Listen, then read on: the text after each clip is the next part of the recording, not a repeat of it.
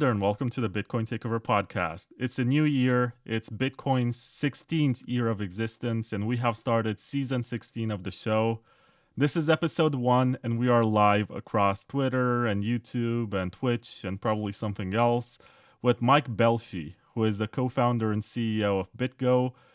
BitGo is probably the biggest and most trustworthy custodian of Bitcoin. They were some of the first people to believe in multisig as a standard for security.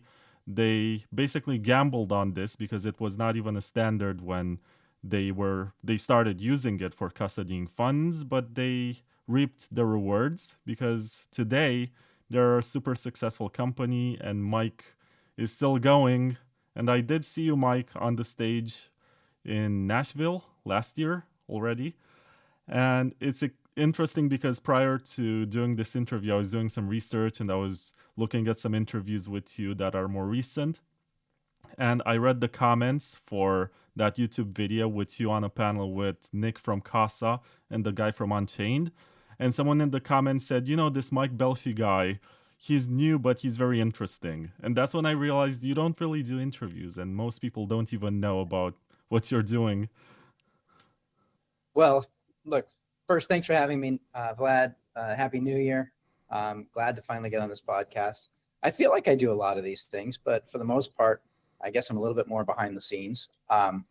And I do remember the Nashville thing. I think it's interesting. In particular, the topic there, if you recall, is centered around kind of self-custody and custody. And a lot of people have very interesting views, what's right for them, et cetera. There's no wrong answer, by the way. Everything's right. But it was an interesting discussion. I remember some were like, no, you should never have any institutional custody. And so we discussed that point. On the other hand, BitGo over the years has become more known for the institutional custody side of things. And people actually forget that we pioneered self-custody. So you mentioned multi-sig. I mean, we started completely as a self-custodial concept. And back in 2013, started pioneering that, kind of wrote up this mechanism like, hey, well, what if we used multi-sig in this 2 out of 3 way where it protects against both theft and loss? People have forgotten why that is differentiated. It's very important. There's a lot of people out there using 2 out of 2 or 3 out of 3 multi-party or multi-sig wallets, and they protect against theft, but not against loss. You can forget about these details. But anyway, I believe self-custody is a huge part of today, the future, success. Absolutely, we want to have it. BitGo does a huge amount of business. We are on self-custody. We are the only provider. I don't think there's anybody else in the world that has a full complement of self-custody services as well as qualified regulated custody. That's where we're most known. We have to spend a lot of time and money with regulators and auditors, et cetera. Fine. But you can actually go between self-custody and full custody wallets seamlessly, all in a single platform. And of course, you've always got the 2 out of 3 protections. We started out with multi-sig, as you mentioned. These days, a lot of chains, they don't support multi-sig on chain.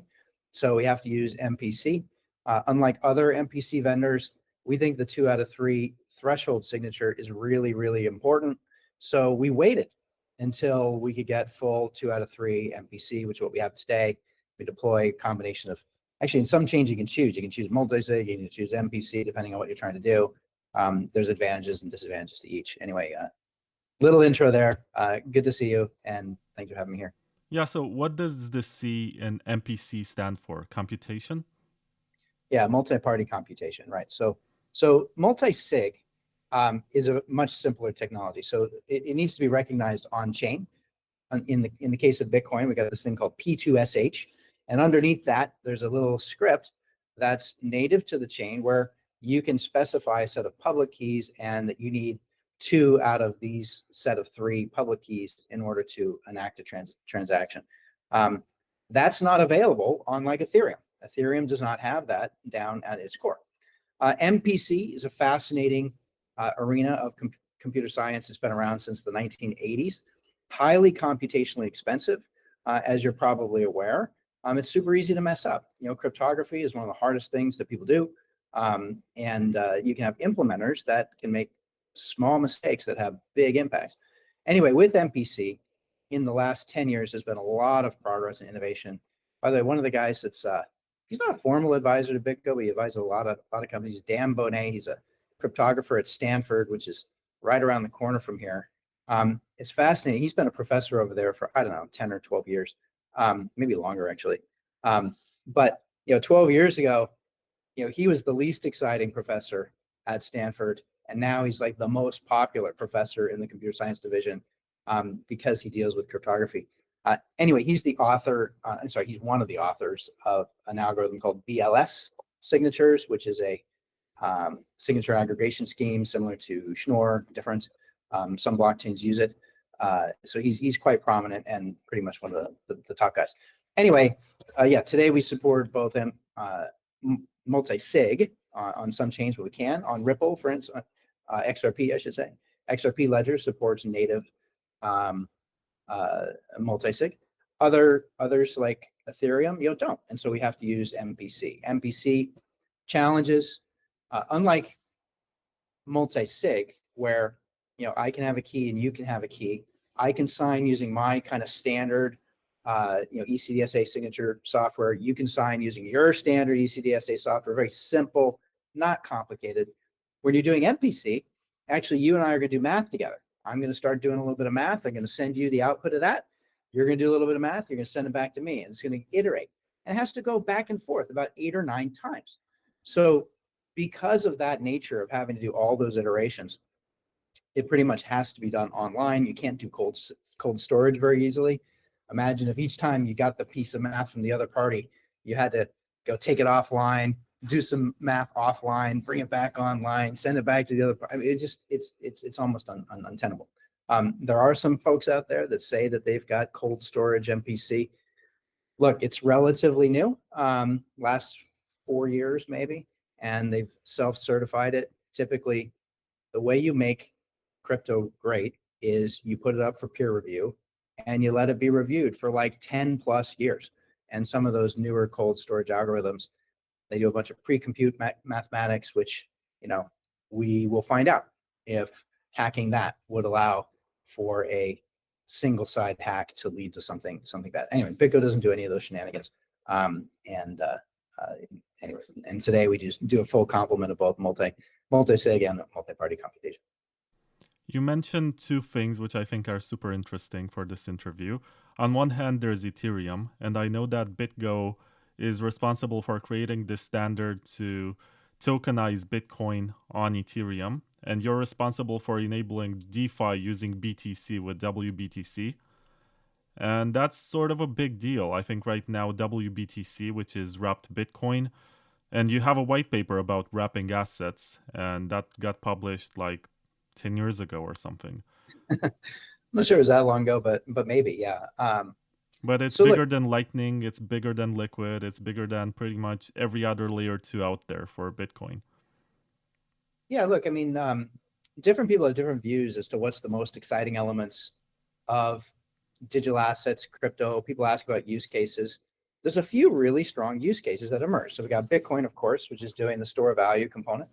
There's payments, which I think, is still being cracked a little bit for the digital asset side, although stable coins are looking to fill that gap pretty quickly. And then the third one is DeFi itself. And especially if you're on the regulated side of things and you understand a little bit about how market structure works and what do broker dealers do and how do exchanges differ from that, how does clearing work, you start to realize, holy cow, DeFi is the thing that can start to completely replace broker dealers altogether in a way that's less risky, more transparent, et cetera. All right, anyway, obviously with Bitcoin not having smart contract capabilities, DeFi emerged on Ethereum first.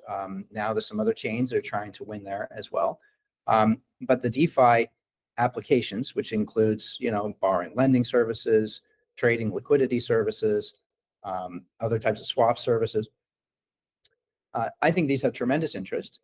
But back in around 2017, they were having a hard time getting off the ground. And part of it was the fact that, the price of Ethereum was relatively light. How do you use that as collateral to build these services, et cetera? You couldn't. So some of the team here at BitGo, I wish I could take credit, but actually no, it's the great engineering team here. came up with the concept of like, look, let's create basically the world's first digital asset stablecoin. Tether predates, I think, as a stablecoin for dollars, but this was the first kind of Bitcoin stablecoin. And could that be then used in DeFi applications? So they put that together. We did a prototype version of it that was out for a little while, and then we put out the final version. I think for the first year and a half, it kind of sat, and I don't know, maybe there's $1 million on it or something like that. And then all of a sudden DeFi hit. I think it was around 2017 and maybe it's 2018. And then it really took off. So look, we're proud to have played a small part of that. I do think it was a critical element in the history of helping DeFi come to life. And at least in my book, I don't know about yours, but I think DeFi is clearly the third strong use case for digital assets, and it's only going to get better from here. Yeah, it is interesting. And for perspective, it should be mentioned that you have been involved with internet projects for a long time. You worked for the Netscape browser. You developed some encryption HTTP protocol that was used in the Chrome browser for a while. So it's important for those listening to understand that you come from this Silicon Valley technology background. And the way that you look at these technologies is not dogmatic. It's more of a, technologist perspective that you have. Well, I do come from the technology side. I'm a computer science major. I've been doing technology my whole career. Hit browsers and internet a lot. I was at Netscape in the early days. It was the most fun ever. I don't know if you know Brendan Eich. He's the CEO of the Brave browser, which does a little bit of crypto and a lot of privacy. He was the creator of JavaScript over there at Netscape, same time I was there. But then I was lucky enough to get into Google just at the time they were creating the Chrome browser. And, the web protocols had stagnated for 15 years. We had HTTP 1.1, which came out in the late 90s, and literally nothing had changed. And so we were trying to make the web faster with Chrome. By the way, Chrome exceeded all expectations for what the development team had for it. We really just wanted to help drive standards a little bit better. The idea that it would become the 90+% market share browser was absolutely never expected. But part of it was, okay, if you really want to pull out all the stops and make web pages load quickly, how do you do that? And the networking protocols that we had were outdated, both at the transport layer and also at the application layer. So I pioneered an internal protocol. It was originally called Flip way back when, then we changed the name to Speedy. Eventually, it became HTTP 2.0. And that didn't finish up until after I had left Google. So by the way, interestingly, I think BitGo, so I was at BitGo at the time that we finally finished it. And I think BitGo is the only crypto company that has its name on an RFC. So if you're not familiar with the way internet protocols have worked, there's this thing called the IETF, the Internet Engineering Task Force. It's been around since the early 70s. It's responsible for guiding standards from everything from TCP/IP to Ethernet protocols to routing protocols to the web protocols.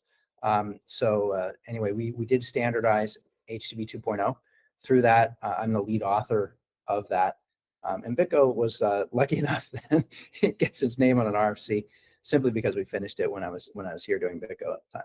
Yeah, that was 2013, I guess, maybe 2014. Yeah, and what's really exciting about it is that I think I've heard you say in another interview that you got inspired when you discovered Bitcoin by a quote by Tim Berners-Lee, who is the creator of the World Wide Web. And he mentioned at one point in the 90s that there's going to be a moment in the future of the internet when computers are going to send money to each other automatically. Yeah, that's sort of right. It wasn't a quote from him, but actually it's in the protocols themselves. There's this little known error code. I think it's 402, which is payment required. And it's never really been used. And I was in Netscape, back in those early days. And at the time, everyone thought the reason we needed secure protocols was for e-commerce, right? We wanted to be able to transact on the web, which is true. And unfortunately, we didn't have Bitcoin at the time. And it's difficult to put cash in your computer and have it go through a wire and show up at somebody else's computer. So we instead built it on top of credit cards, which is a whole morass of payment technology that all of us pay for through the nose. So even though the protocol had anticipated an idea that your computer could potentially negotiate for you, with a newspaper, whatever, you could say, actually, here's a question, Vlad. You ever go to unsubscribe from a service and then you get this, wait, but one more thing, we'll cut your price in half. Will you stay? Right? And then you're like, well, damn it. So I've just been paying you like twice as much as I should for the last whatever. Imagine your computer, your AI bot being able to just kind of negotiate this for you. And you're at the New York Times site and it says you want to read this article and they want 10 cents. And your computer's like, nah, I'm going to negotiate 5 cents for them. And that can happen. So I don't think we're that far away from having it. But yes, the idea that we can do payments directly inside of our browsers is obviously going to happen. Tim Berners-Lee anticipated it. He was the author of the early web specs. He anticipated it way in advance, so he deserves way more credit than certainly I do. I just kind of read about it. And then actually also we hired a guy, Ben Chan here at BitGo. He was here for a long time. He's gone on to do a bunch of other great stuff. Part of his resume when he came in, he was CTO of BitGo for a while here. But part of his resume was he had worked on this project called ZeroClick. If you look at like web applications, you used to minimize the number of clicks that you had to do in order to do a checkout. I think Amazon patented, one-click checkout. What's better than one click? 0 clicks, right? And so once you actually have something like Bitcoin, like digital money, that you can then set up inside of your browser, it can just pay for you automatically under the routes and guidance that you've given it, and 0 clicks. Like, why do we have to deal with this stuff anymore? Yeah, it's really beautiful in the way that it sounds, but it's a bit ironic also because nowadays you have Bitcoin that's being transferred across custodians. You have Bitcoin on PayPal, you have Bitcoin on Cash App, and none of these transactions are actual Bitcoin transactions. They're just settlements that are made on some sort of banking layer.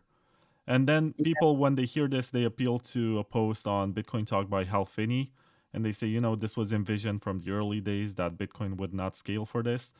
But then again, why do we have all of these scaling layers? And why do we have blockchains in the first place when you're going to have banks settling these transactions and adding trust and removing basically all the advantages of using the Bitcoin blockchain?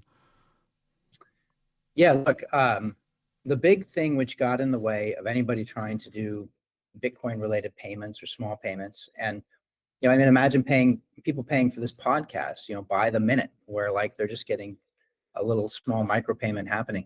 It's hard to do. And on the blockchain, on the Bitcoin blockchain, the fees are too high, even though right now they're relatively modest. From time to time, Bitcoin blockchain fees spike. We've seen a few of these in history, and it causes massive disruption. So the answer that's been picked by the Bitcoin team today, of course, is Lightning. Lightning has been a long time in development. I think it started around 2017, so we're 7 years in on it. The idea that it should take 10 years to build, it's probably not unreasonable, but it certainly isn't here yet. And we've known that it was going to be long. I know some of the early guys said, "Oh, we'll have Lightning within 18 months or something." They were clearly not right about that. But in the meantime, there's a lot of other technologies that have come along which can handle micropayments and small payments at scale. And so, look, I think Bitcoin's got a bit of a challenge. I would love to see Bitcoin win here. Bitcoin is the early roots of digital money. It should be the winner, but it's got to figure out ways to scale. And it turns out that when it comes to small amounts of money, the need for it being, as perfect and uncorruptible like Bitcoin is, becomes less. And this already, right? Like, you've got your net worth, whatever it is. And, some of that you have invested in investments. Maybe it's real estate, maybe it's stocks, maybe it's, funds, who knows? You've got some amount that's in the bank, which is your larger amounts of money. You certainly don't put it in your wallet, right? And then you've got a small amount of money that's in your wallet. And for whatever's in your wallet, maybe you've got a couple $100 or €200, but if you lose it, it's not the end of the world. So how you secure it doesn't really matter. Which blockchain you're on probably doesn't really matter, right? So if other blockchains are able to build better, faster kind of retail small payment stuff than Bitcoin and Lightning, then of course those are going to win, and you'll still be able to use Bitcoin for your big storage. But it doesn't have to be a single blockchain world. I know this is the Bitcoin Takeover podcast, so I hope I'm not speaking sacrilege here. I'm just trying to be pragmatic. I mean, everything's got trade-offs, and I do think that the Bitcoin fees issue is significant, not really solved. Lightning is really complicated, hasn't been made easy enough to solve yet. So we'll see what happens. There's going to continue to be payment competition across many blockchains. Yeah, I guess the utopia is that we're going to have everything divided by the 21 million supply, which is unrealistic, because if you want to have that, then you need every transaction in the world to be settled on the Bitcoin network or some layer. And I just don't see it happening. One sponsor of the show is Layer 2 Labs, and they're working on this idea that's called Drivechains. They're two-way peg sidechains. I think it's really interesting. I do like what they're doing. I do understand the trade-offs. But I think for myself, as someone who likes Bitcoin so much, it's preferable for users to actually be on Bitcoin with some trade-offs as opposed to go to Ethereum. But it seems like at the same time, the Bitcoin Core team seems to be fine with Ethereum existing. And they're going to say, yeah, it's a shitcoin, it's going to implode, it's centralized, it's going to get shut down or whatever. But it hasn't, and it's competing with Bitcoin at a level that's actually becoming interesting, because the dominance of Bitcoin has lowered since 2017, or the block size wars. And I don't know where this is heading, but I do wish there was more happening to Bitcoin. And I'm curious what you think about Drivechains, by the way. Sure. Well, if you go back to the scaling discussions that were all the way back, 2013, 2014, none of these conversations are new. These are long-standing conversations. And people are asking, like, well, how do we manage the safety of Bitcoin? That is, we don't want to change the protocol and screw it up and cause people to not be able to trust it. But how do we also be able to handle these new use cases? And remember, one of the great things about Bitcoin is that people can trust it for $1 billion today. So, if you're trying to invest $1 billion into a blockchain, regardless of which one it is, how do you know that you're not going to have that disappear 2 seconds after you put it in? Only Bitcoin has really achieved the status where it's ready for $1 billion payments. And that's thanks to being pretty static, right? If you've got a protocol that can be easily changed, then of course you can't get that level of trust. So that was necessary. So back 2014, 15, the discussions about how do we blend the need for innovation and change with the need for being static and immutable. And the answer that came back initially was, well, let's do side chains, right? So you remember Blockstream, they created Blockstream Liquid. It's out there still today. And basically you can peg your Bitcoin into it, and they've got like a quorum of fiduciaries that help you get it back out when you're depegging. But it's not really what they described in the white paper, and that's what the problem is. They gave up on the idea of creating the two-way peg, and they just made this federation of exchanges and big Bitcoin businesses, and they decided that it's good enough because they leverage this geopolitical arbitrage, which I think is a way of giving up on the idea of having real sidechains. It's like true communism, it's never been tried. Well, I think each of these technical solutions has pros and cons. And is there a second evolution that would be even stronger? Sure, I agree with that statement. However, look at the use on Liquid and sidechains. It's been slow to adopt. It takes a long time to get things going. And if people aren't interested in it, it's hard to get to kind of the next iteration of it.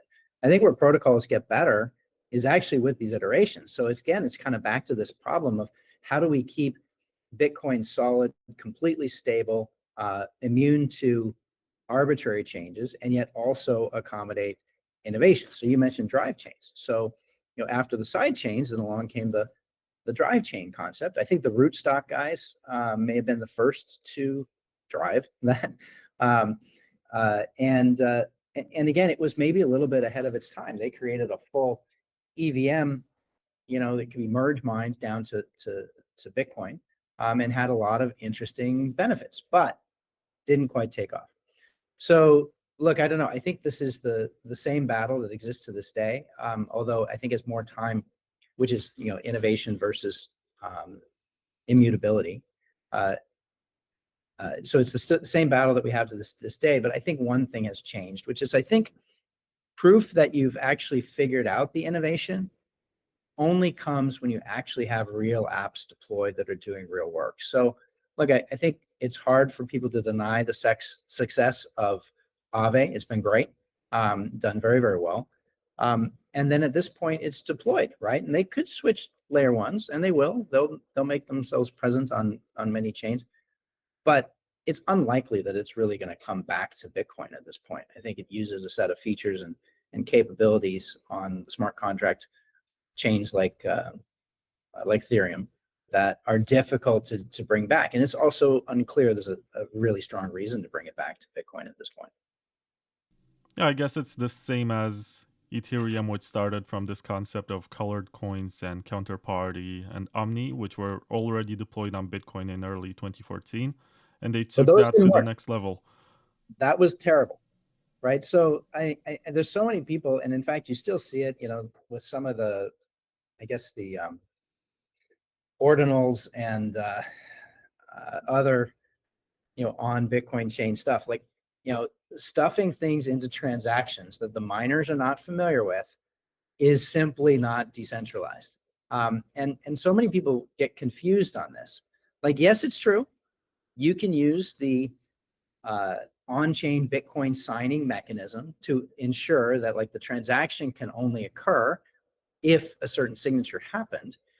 But if the miners aren't aware of the state that's being maintained, well, then that state is being maintained in some software at an application level above. So Omni, previously known as Mastercoin, clearly had this, color coins, like, the state is maintained in some other software. And so all you've done is you've kicked the dispute out of the Bitcoin consensus layer and into this new layer. Okay, well, how did you make that decentralized? And people like to hand wave over that and say, well, I get my decentralization from Bitcoin. No, if the miners are not aware of whatever state it is you're trying to maintain, it does not leverage Bitcoin's decentralization. This lesson keeps coming up, I think, every 5 to 10 years. There's another initiative like, oh, we'll just stick it into the back of a transaction, or we'll hide it in the signature field inside of the Bitcoin network, and it'll be great. All right, whatever. No, those never work, will never work. And people that understand the protocols are aware of this. I guess a better example is Zero Coin, which was presented in 2013. It was and still is pretty exciting. At the time, the conversation was that they can activate this on Bitcoin with a soft fork and have these zero knowledge proof transactions on Bitcoin. And then there was some sort of disagreement on how to do it and whether or not it's too early or premature for this technology to exist on Bitcoin. So they made Zcash and also Zcoin, which I think right now is called Firo.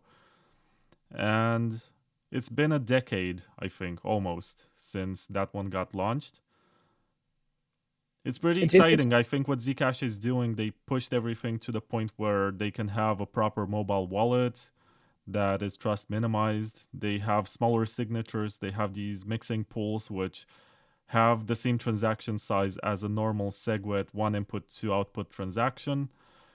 It's exciting, but at the same time, it seems like Bitcoin is moving philosophically away from these ideas that we need privacy and fungibility. But I do have some hope with these rollups that ironically are coming from Ethereum, which collaborated with the Zcash guys, and they came up with these ZK rollups. And I think that's the most exciting part about Bitcoin development right now.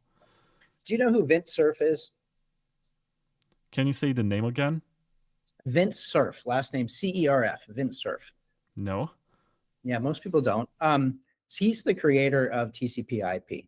And, obviously he started his work way back, probably goes all the way to the 60s. In the early 70s, we had the first transport layers built. By the way, at the time, TCP/IP wasn't even split into 2 layers.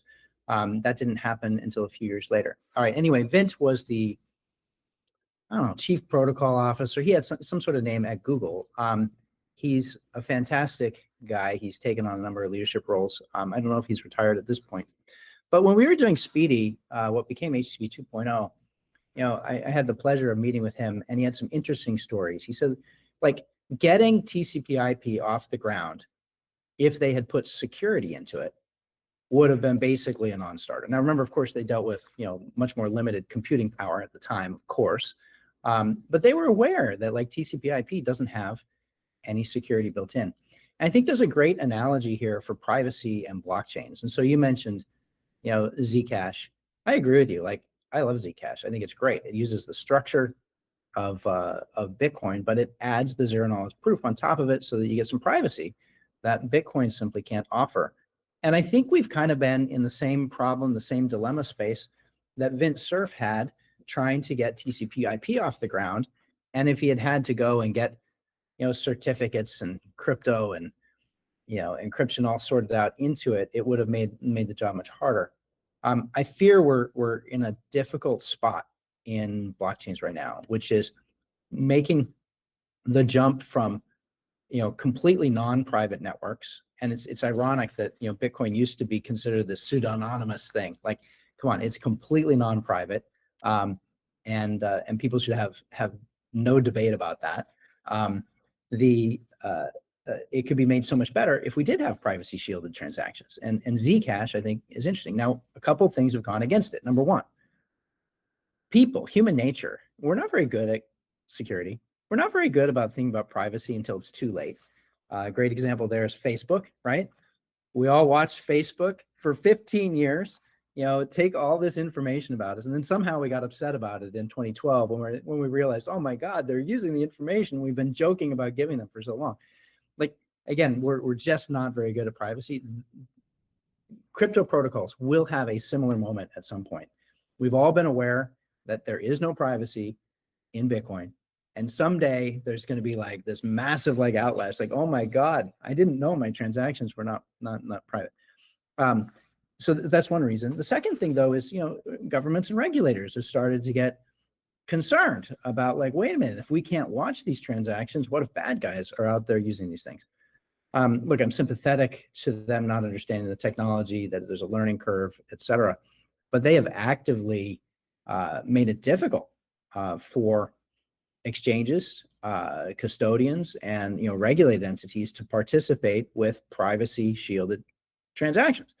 And this, of course, has nothing to do with our obligations as a regulated entity to make sure that we have KYC and anti-money laundering protections and transaction monitoring. We can do all of that, and yet we could still have on-chain private transactions.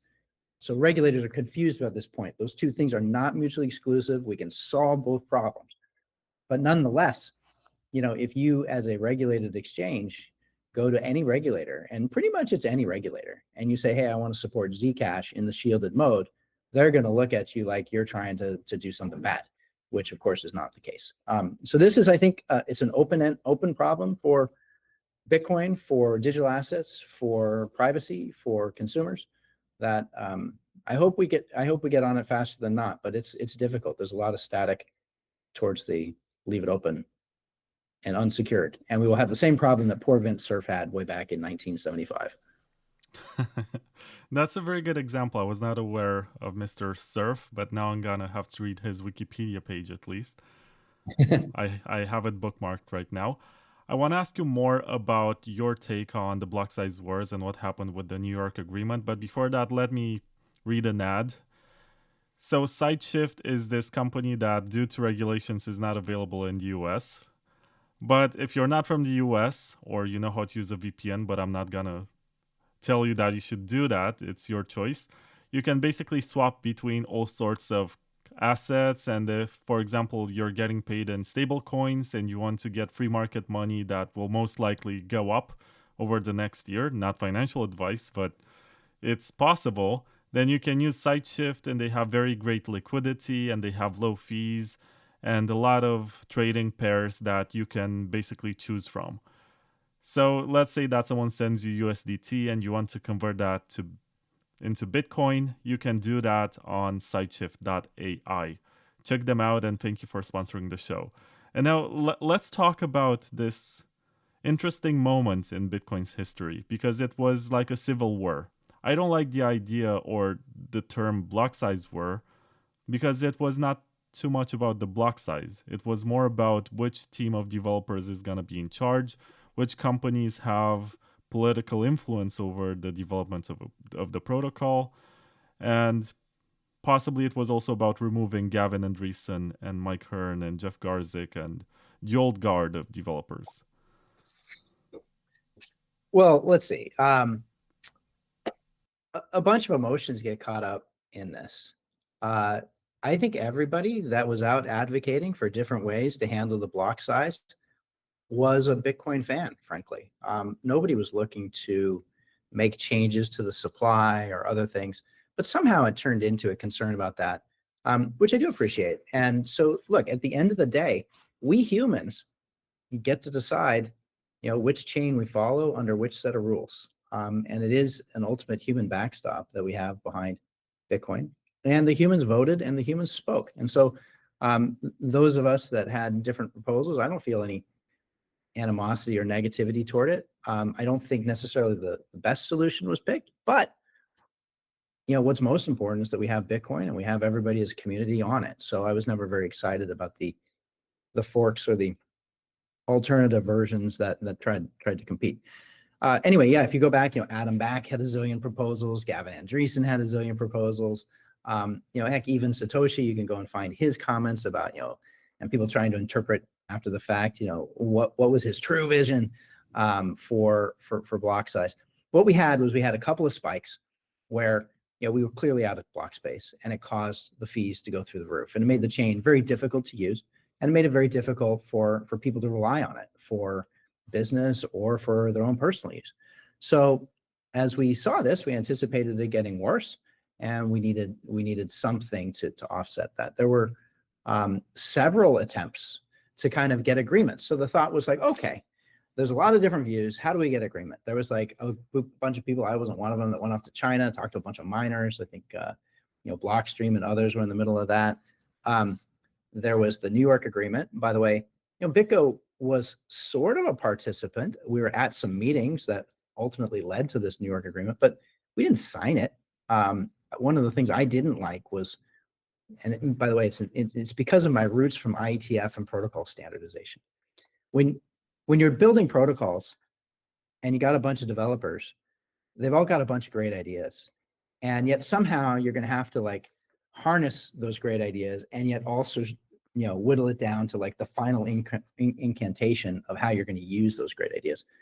And people get incredibly vitriolic and passionate, and they fight. And this happens at the IETF. You go to these meetings, and sometimes it'll be down at the low level. People will be talking about this stuff, but what byte order do you want to use, and which size is best? So I wasn't surprised at all that we had any of that with Bitcoin. Of course we're going to have it. People are very passionate about Bitcoin. We love this thing. We all want to make it better.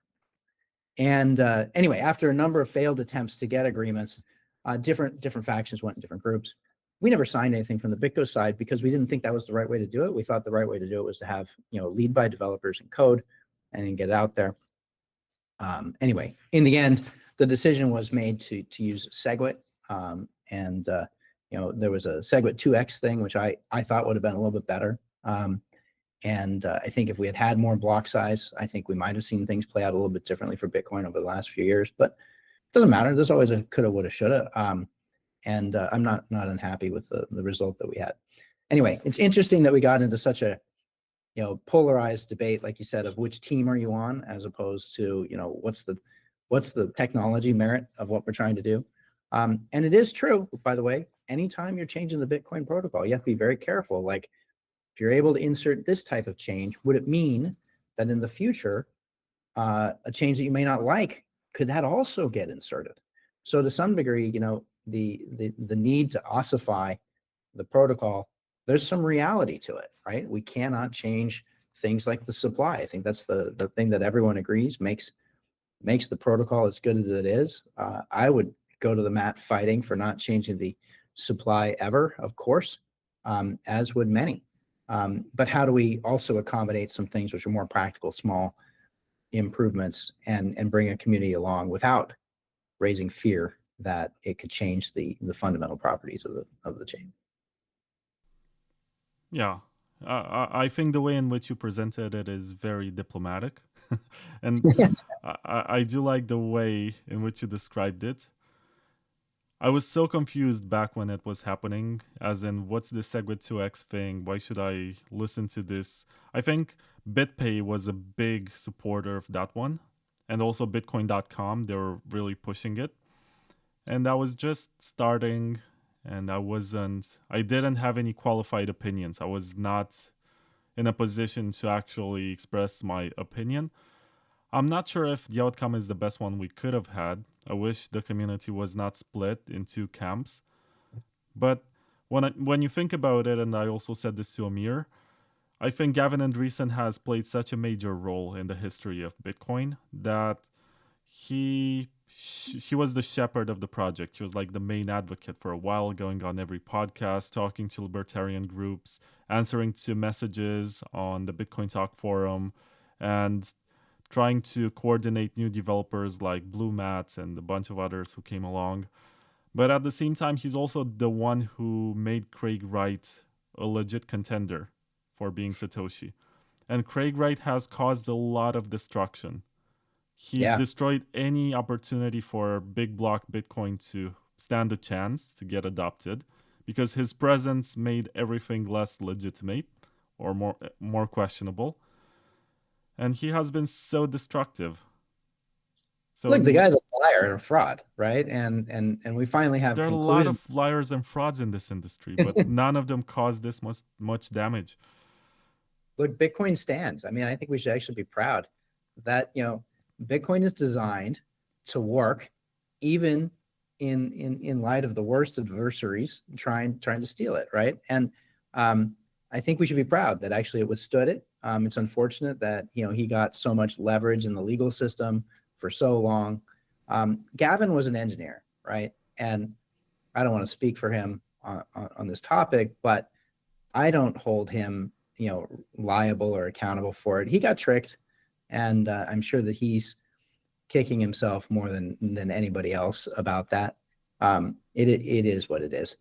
Now, by the way, on the flip side of this coin, for those that are new to Bitcoin, although I said we should be proud that it stood up against the adversary of Craig Wright, we still have more work to do.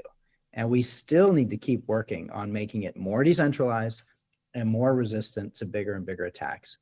As the value of something goes up, the amount of effort with which you spend to secure it needs to also go up, right? And so, if Bitcoin still had a $100 million market cap, obviously the level of security that would be needed from a chain level, from a wallet level, et cetera, would be much smaller.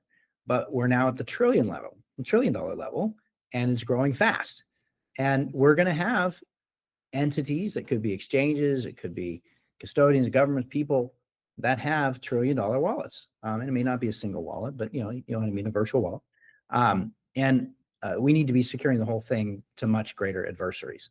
And when the nation states start deciding that they want to attack Bitcoin, which could happen, are we ready? So if there's one place where we need to fortify Bitcoin, I think we should really be thinking about the security elements of it.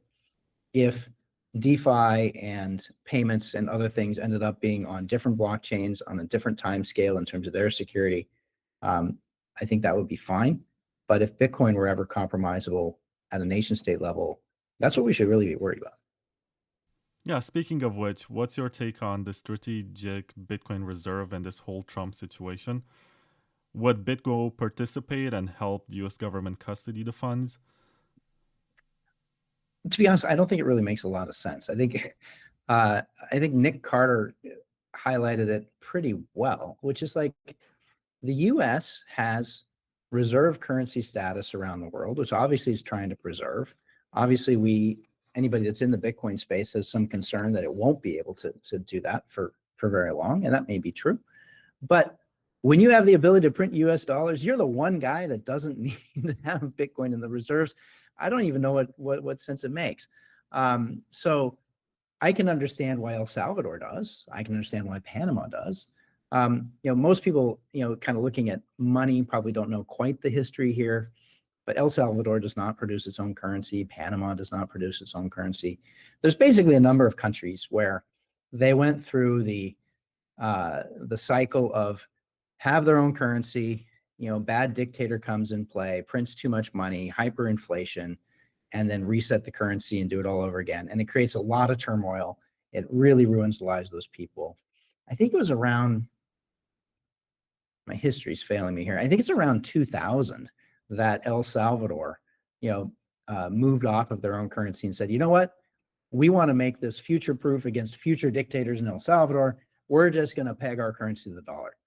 And since the dollar was reasonably well maintained and much more stable relative to their own currency, this worked very well for a while for them.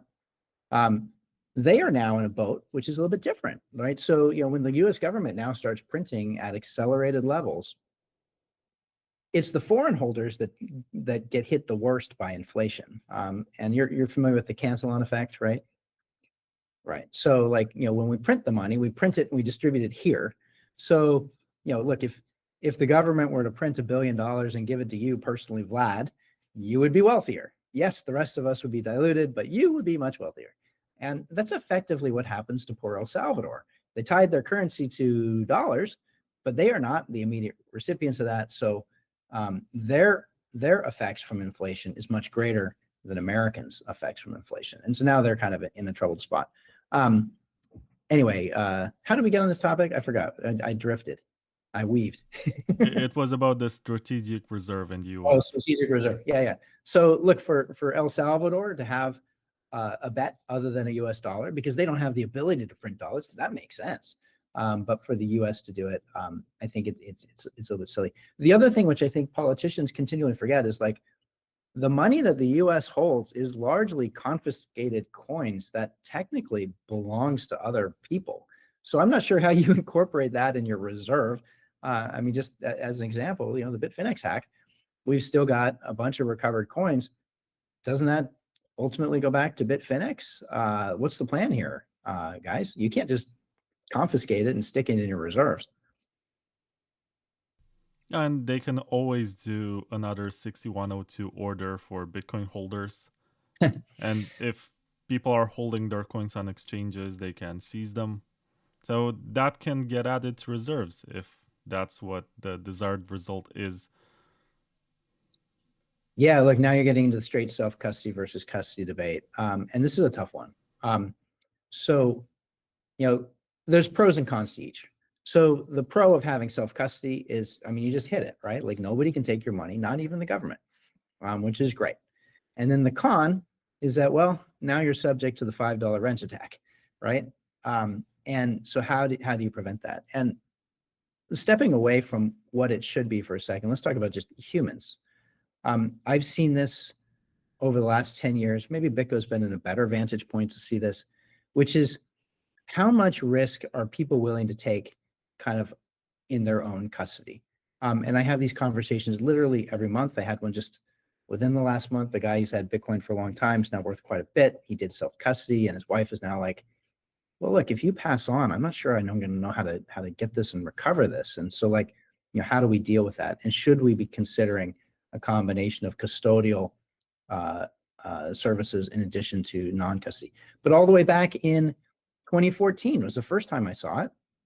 A guy had self-custody at BitGo, and it grew to be a few $100,000. It wasn't that much, but for him, he was scared to death that he was responsible for a few $100,000 of his family's net worth, and if anything happened to him, he would lose it, or he could get robbed, etc.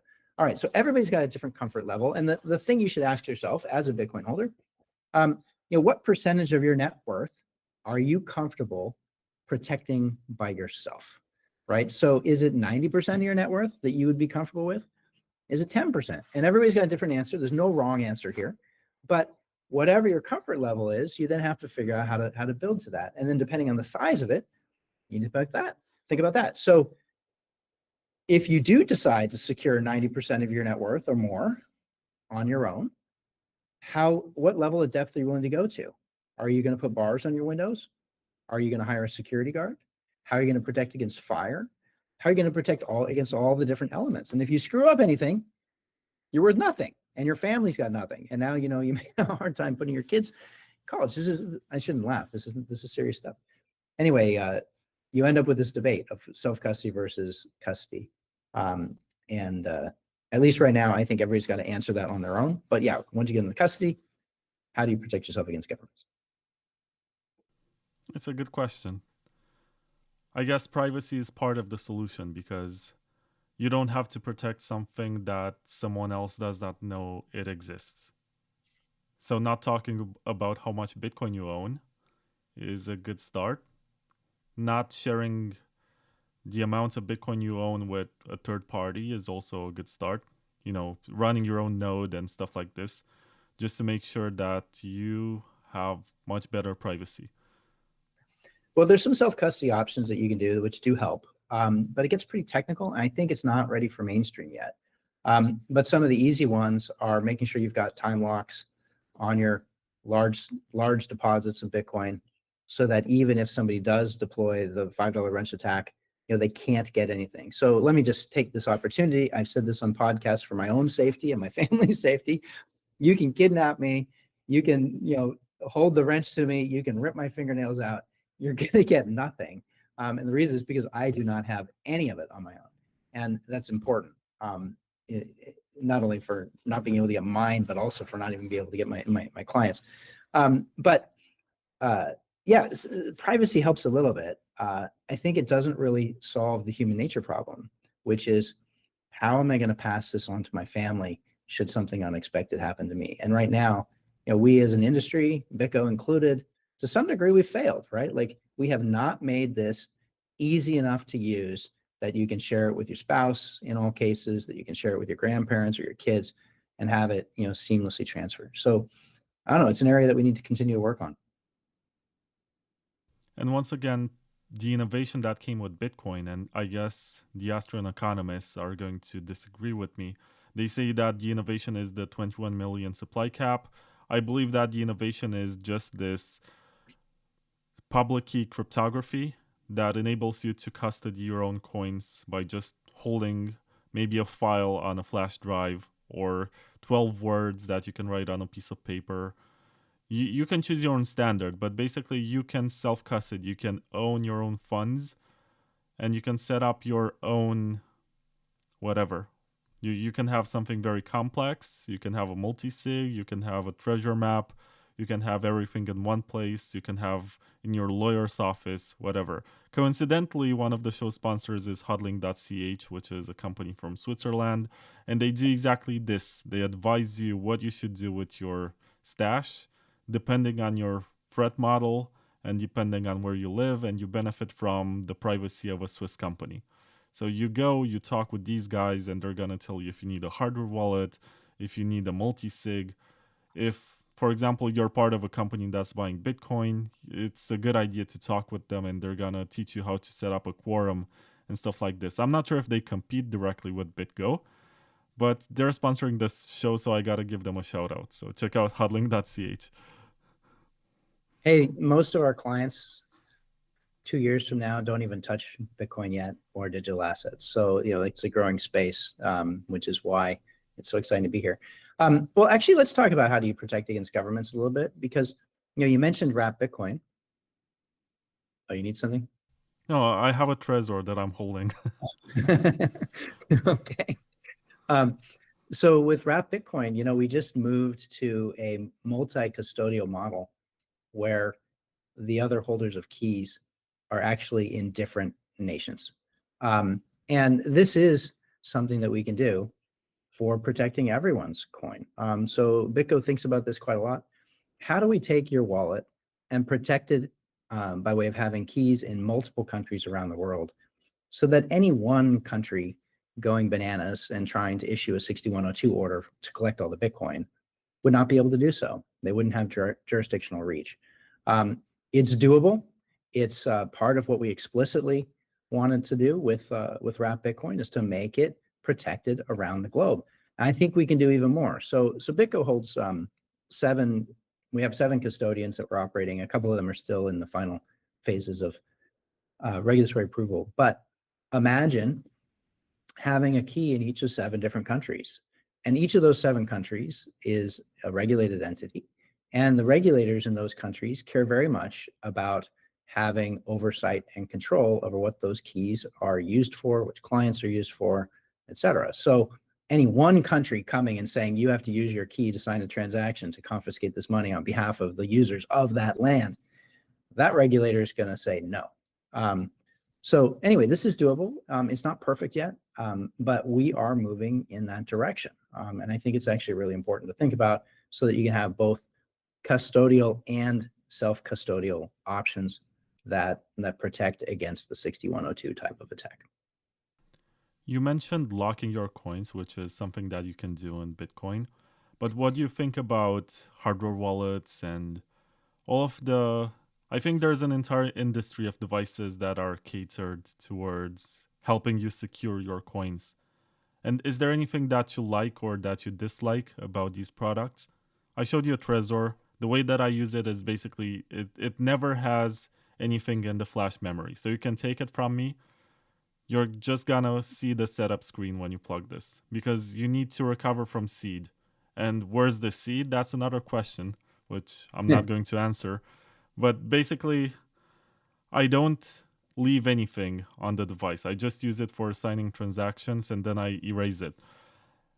I also know of devices that promise to have a permanent memory that you cannot erase. And to me, that's confusing. Why would you want to have that? But they market towards newbies who maybe forget how to set up stuff, or maybe that they're trying to sell multiple devices to them. I don't know. There's an entire market out there of devices. Some of them are open source, others are not open source or pretend to be open source, but they're not. Do you have any experience with this? I mean, of course, I've used them myself. Used I don't know, a dozen of them. Look, I love hardware wallets. If you are, taking your own custody, you should definitely be using a hardware wallet. Please don't use browser wallets, etc. But everything has trade-offs, right? So oftentimes those are single signature devices, which means you've got a single seed phrase, etc. And now you run into the whole problem of, do humans know how to secure their own stuff if they need to? On this podcast, I'm sure there's a zillion people that have put their seed phrase into a safety deposit box. Pretty common advice is to do so. Good news, if you do put it into a safety deposit box, you're protected against fire, right, at your home. So that's good news. You got your device at home, you got the seed phrase in the bank. On the other hand, we just talked about 6102 confiscations. You think that's going to protect you against a 6102? I don't think so. They're going to go to the bank. They're going to freeze all of the safety deposit boxes for people that they know have Bitcoin, and they're going to go and take those seed phrases. So, the challenge there is you just kind of keep running into these new different ways that you'll run into problems. All right, so at the end of the day, it's trade-offs. Individuals need to think about which trade-offs are highest priority to them and which ones they want to solve first. And whichever route they pick, they're going to then have some new edge cases that they're going to have to deal with. And then how do they want to protect against that? So anyway, yes, I love hardware devices. You should be using them. I think most people probably want a combination of some self-custody and some custody. And then as we build custody and we build regulated custody, it'd be great if regulators actually got on board with this idea of how do you hold keys, not just in a single jurisdiction, but in all jurisdictions, so that we can be safe against both physical threats as well as government threats. It's a complicated idea, mostly because there is no single answer. Well, how do you no protect glove type of solution, like one size fits all? Oh, that's right. Look, I mean, when you get into the depths of security and you want to deal with all the physical attacks and virtual attacks, banking and regulators, OCC, others, they look and scrutinize heavily what are your virtual and physical security protections. Doesn't matter whether you're talking about digital assets or banks. These things exist. And when you're talking about billions and billions of dollars, of course, you have to go to the nth degree. So now how do you translate that all down to individual people? It gets hard.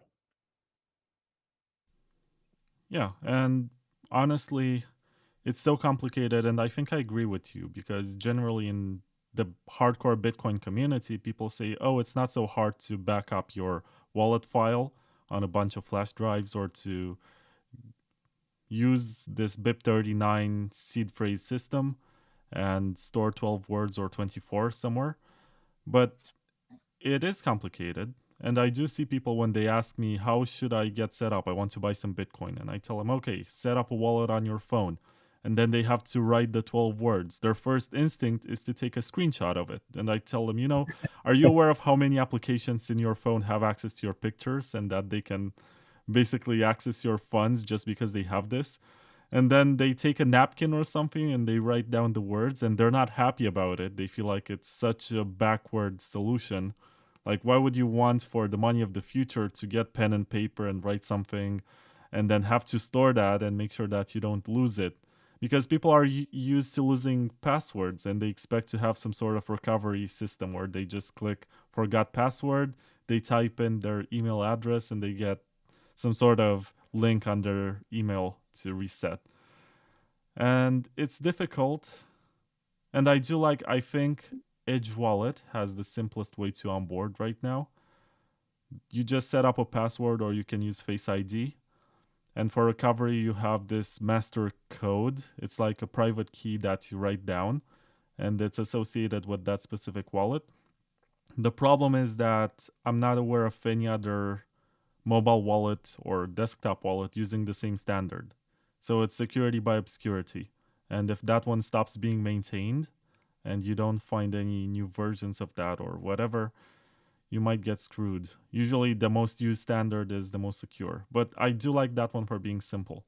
I'm not aware of any other schemes. I know that there's Wallet Connect in Ethereum. I know that there's MetaMask, and that one is convenient, but I would never use that sort of solution, at least not without a hardware wallet to act as the signing device. Well, you can use it for small amounts of money or experiments. I mean, that can be convenient and good. Just the challenge is that sometimes people start out with a small experiment and then it grows into a big one, and it's hard to retrofit your security later. But actually, by the way, this is a place you mentioned a little bit of like Edge Wallet, and if they were to disappear, and I don't know it, I assume it's a great product. But one of the things that BitGo, we were so early, we were hitting some of the early paranoias. And I wanted to make sure that people knew that even if BitGo disappeared off the face of the earth, you still had access to your money. So from the very beginning days, we created, it's still there. It's called the Wallet Recovery Wizard. It's been enhanced and expanded, where you can get a GitHub set of software and you can recover your wallet at BitGo using 0 services from BitGo. And this turns out, it sounds like it should be easy. It turns out to be a really hard problem, because remember, in addition to the private key management, the other thing you have to do is you have to go find your transactions on the blockchain. And oftentimes we're doing key derivation to create multiple addresses, et cetera. How do you find all of that stuff? Well, if you're not going to use the BitGo services, you got to be using somebody else's services, and those things come and go. So we've used various open ledger APIs to be able to scan the blockchain. Anyway, very few people do this. I don't know if Edge Wallet has it. We spend a lot of time and money just investing in this thing, which is a tool that you can go and recover your funds without touching a single BitGo server. Tough problem. But if you are going to go self-custody and you're worried about that type of thing, you do have to worry about it. The second thing you have to worry about, we talked about multi-sig versus MPC. A nice thing about multi-sig or single sig even, super straightforward technology. We got ECSA signatures, we have, just a few mechanisms, not much you have to deal with. And you can find lots of libraries that support it. When you get into MPC systems, everybody's protocol is proprietary, every single one. So, we talked about how I do a little math, I send it to you, and you do, what's the protocol for how that works, right? There's no HTTP for the standard of MPC protocols. So as such, no two MPC implementations are compatible. You always have to use one guy. And then what's the backup look like? So anyway, this is a very real issue when you use MPC type wallets, which is how are you going to make sure that you can actually recover those funds in light of the vendor, BitGo or otherwise, being gone. When we started the interview, I mentioned that I watched your panel from Nashville, which was with some other guys from Casa and from Unchained. And I know that BitGo is providing a very similar service with Casa. And Jameson used to work for BitGo. He was the CTO for a while, and then he went and started Casa with a bunch of others. And I wanted to ask you, what's the difference between BitGo and Casa? Is it just the type of customers to which you're trying to provide a service, because Casa is for individuals and BitGo is for institutions? Or is there something more to it? By the way, Jameson and I are still friends. You know, I'm super impressed with everything he's always done, even when he was at BitGo and then beyond. One of the most gratifying things about having a company that's run for 10 years is getting to see where people go and the things they do. One thing we've wrestled with is, you know, look, people come to BitGo for a lot of reasons. Usually they're passionate about what you can do with digital assets, what kinds of things are in our future for how we deal with money, et cetera. And they like what we're working on. Some people come in because they like Bitcoin. Some people come in because they like Ethereum. Some people come in because they're interested in new innovations on key management. So we've got all kinds here, but every single employee at BitGo is excited about crypto in some way or another. Jameson in particular, you know, he's Bitcoin only. That's the thing he likes the most. I'm not sure if he would quite say it that way, but he definitely wanted to be working on Bitcoin stuff and not others. We had a number of people over the years that also came in, joined the BitGo team, helped scale that wallet. You know, we were the first to do all kinds of interesting features. We were the first to write, you know, taproot transactions onto the blockchain, et cetera. We've always tried to keep up with the cutting edge of the latest, which is available on Bitcoin. But a lot of times those guys end up wanting to go do their own thing. So initially Casa, you know, was Bitcoin only.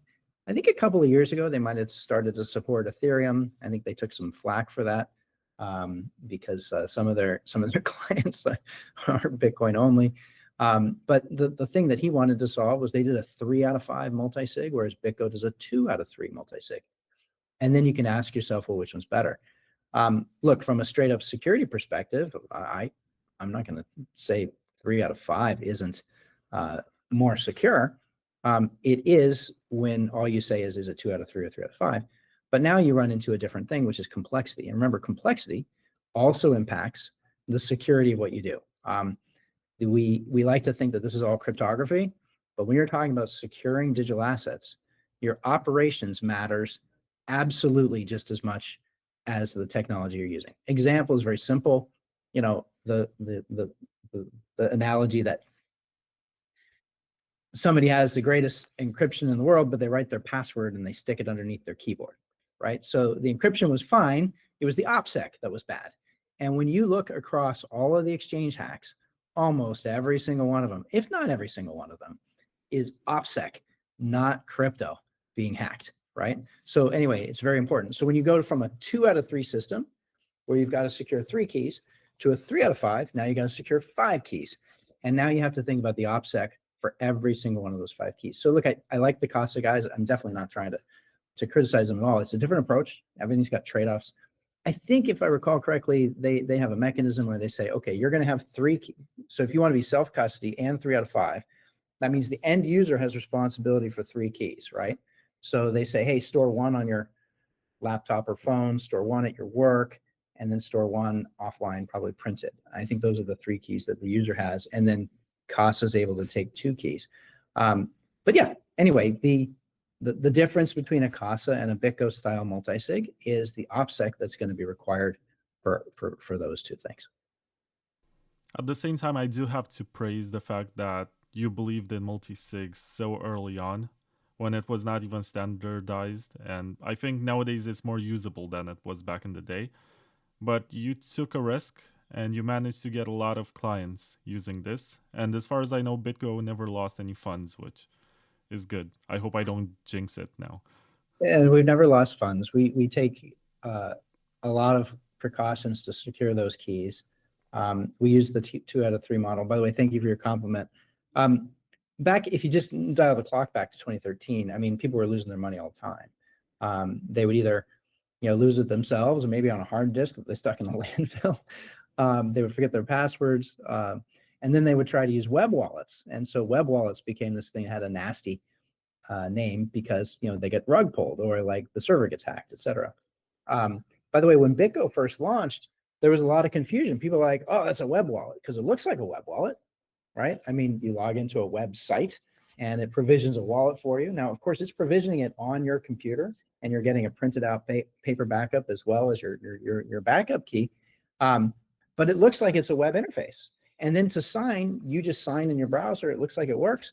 And then the browser co-signs the other side. But it's actually a hybrid model. and it can be used both with cold storage and with hot storage. So it's very flexible in terms of what it can do. But yeah, you're right. The usability can look very, very smooth and transparent.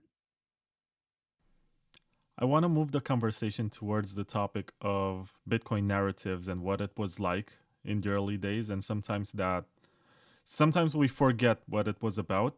And before I do that, I gotta present not the last sponsor, but the last that I will be introducing in this episode. It's No One's.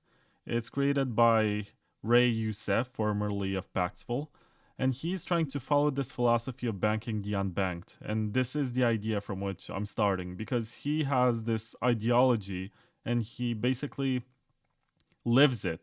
He embraced it as his lifestyle, that he wants to help the global south.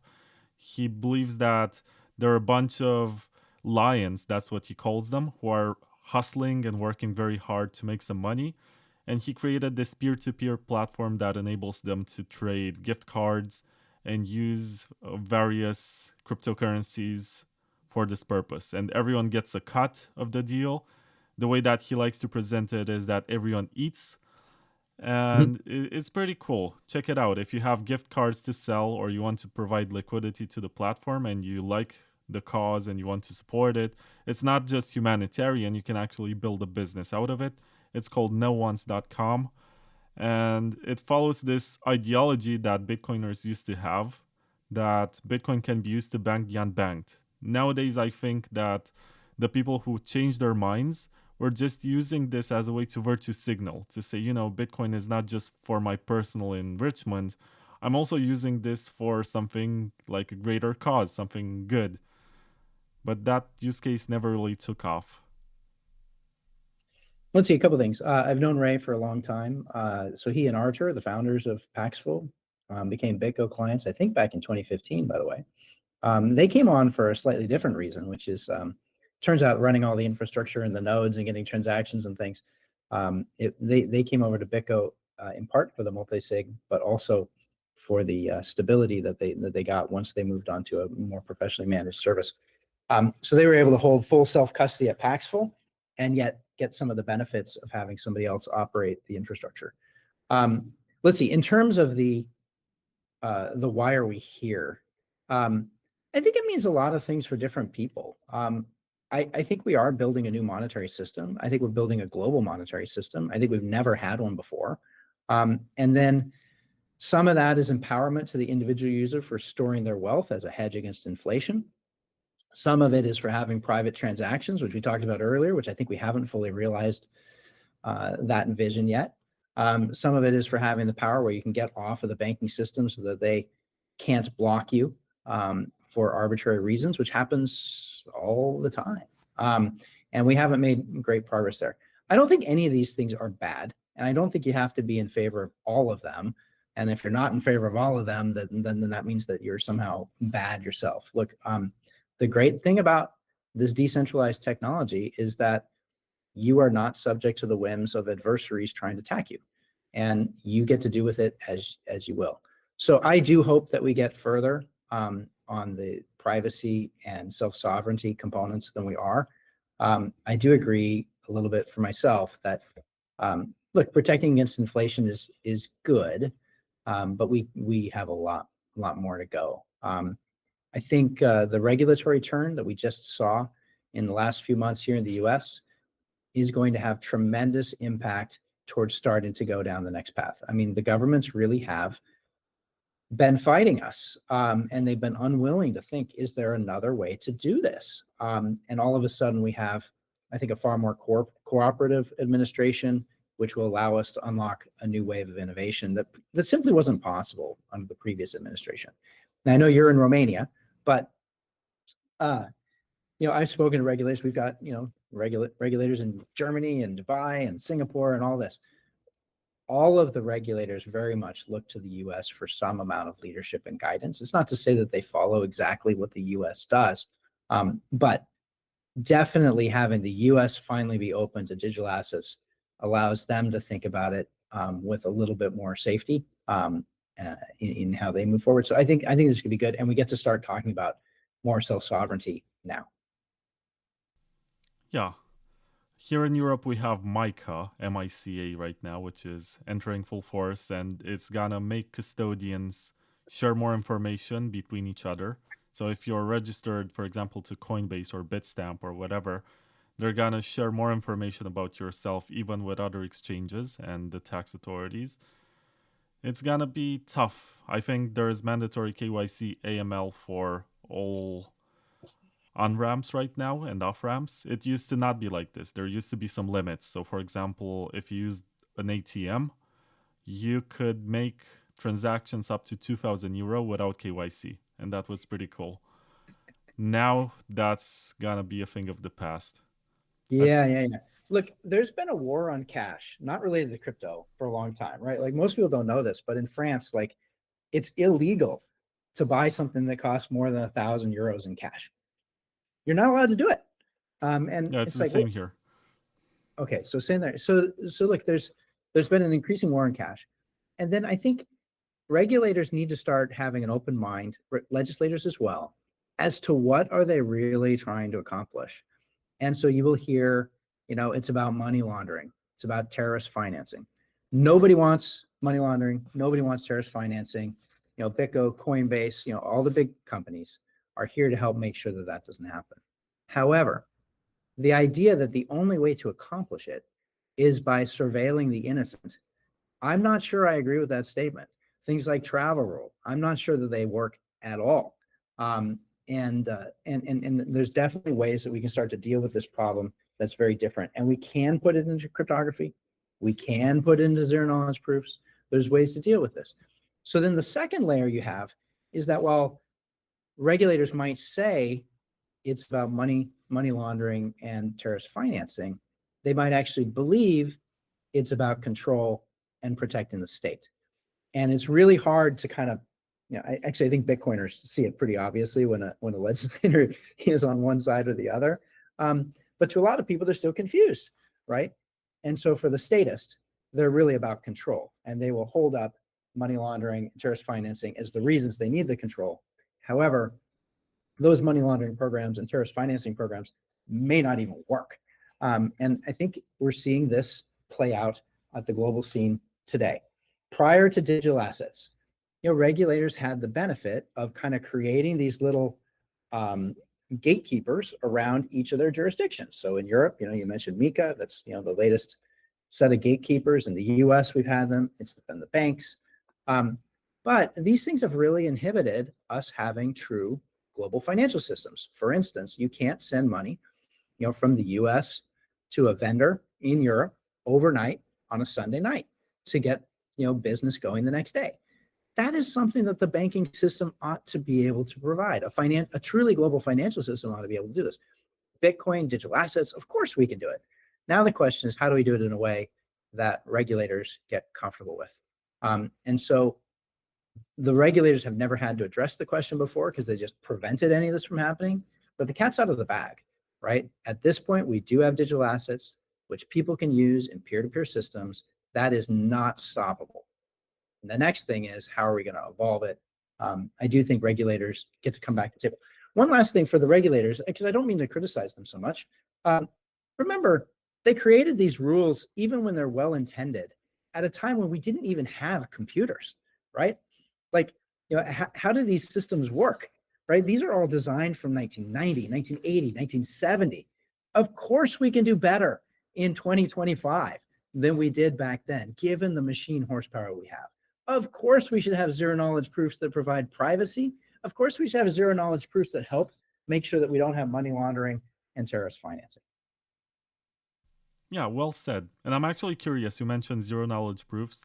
What is it in Bitcoin that gets you excited? And what is it in altcoins that gets you excited? You can name a few that you think are interesting.